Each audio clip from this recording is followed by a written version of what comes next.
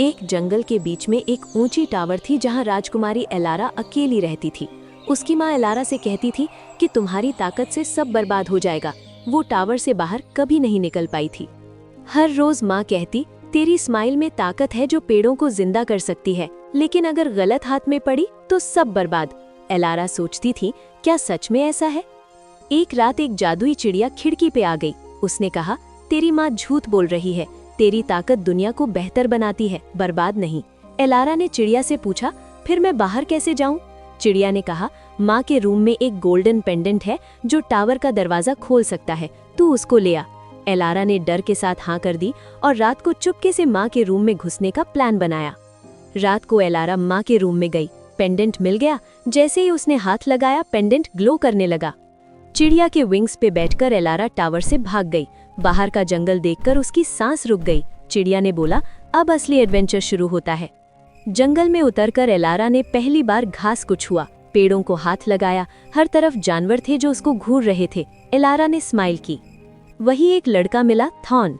उसने एलारा को बोला, तू टावर वाली राजकुमारी है ना? मैं एक छुपा हुआ किंगडम ढूंढ रहा हूँ जहाँ जानवर इंसान बन सकते हैं। एलारा ने पूछा, तुम मदद करोगे? थॉर्न ने हाँ कर दी और बोला, मैं भी अपने घर से भागा हूँ, हम दोनों मिलकर किंगडम तक जाएंगे। दोनों चल पड़े। रास्ते में एक रिवर के पास दोनों रुके। तभी एलारा ने जब रिवर में देखकर स्माइल की, रिवर में नई मछलियां आ गई और पानी और चमकने लगा। एक केव में एक बड़ा स्टोन डोर मिला। थॉर्न ने पेंडेंट यूज किया, डोर खुला। अंदर एक पूरा अंडरग्राउंड किंगडम था। किंगडम में जानवर इंसान जैसे जी रहे थे। शेर राजा, हाथी मिनिस्टर, पैरेट एडवाइजर। राजा शेर ने एलारा से पूछा, तू यहाँ क्यों आई? एलारा ने माँ और जादूगर की बात बताई। राजा ने बताया, किंगडम को एक सॉर्सरर बर्बाद करना चाहता था। वो एलारा की माँ का पुराना दुश्मन था जो ताकत चुराना चाहता था। अचानक जादूगर आ गया। उसने जादू से जानवरों को पत्थर बनाना शुरू कर दिया। एलारा ने चिल्लाया, नहीं, और अपनी ताकत यूज करने लगी। एलारा ने स्माइल की। पत्थर बन चुके जानवर वापस जिंदा हो गए। जादूगर हैरान हो गया और भाग गया।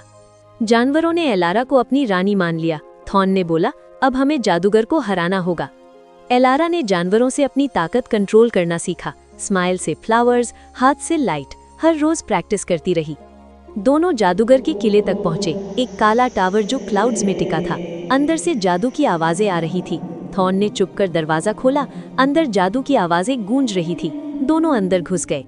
जादूगर ने बताया, वो एलारा की माँ से बदला ले रहा था क्योंकि उसकी माँ ने उसकी ताकत चुराई थी जो अब एलारा के पास थी।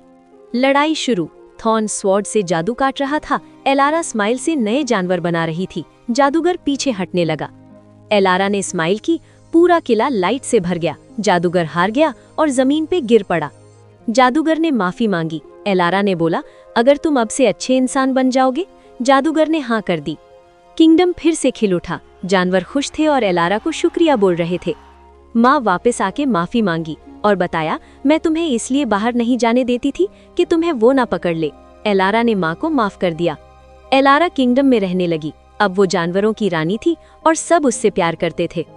थॉर्न और एलारा नए एडवेंचर्स करने लगे। दोनों मिलकर जंगल एक्सप्लोर करते थे। एलारा ने नई ताकत सीखी। स्माइल से फूल उगा सकती थी और हाथ से कुछ भी लाइट का बना सकती थी। किंगडम में एलारा के लिए फेस्टिवल हुआ।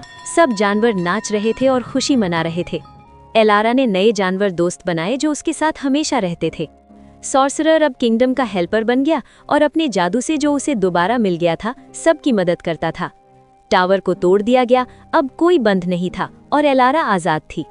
एलारा की कहानी शहर में गूंजने लगी और लोग उसे सुनकर इंस्पायर होते थे। एलारा ने न्यू एडवेंचर्स पर जाना शुरू किया और हर रोज कुछ नया सीखती। थॉर्न ने एलारा से वादा किया, हमेशा साथ रहूंगा और तुम्हारी मदद करूंगा। थॉर्न किंगडम का नया राजा बन गया और एलारा के साथ राज करता था।